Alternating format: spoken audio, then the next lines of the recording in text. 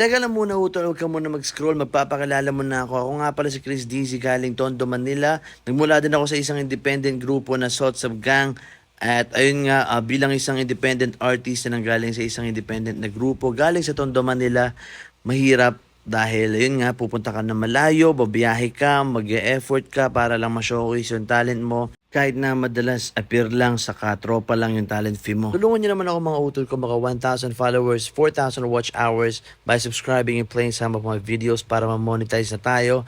Most of the proceeds madalas na ginagamit namin sa mga feeding program sa lugar namin sa Tondo, Manila, lalo na kapag kami nangangailangan, may sunog, may baha, o kaya minsan kapag merong may birthday sa grupo namin, nagpapakain na lang din kami sa mga street children, ganyan. So parang matustusan din yung hilig ko na yan at magkaroon ng pagkakataon na kumita kahit paano sa YouTube, ano?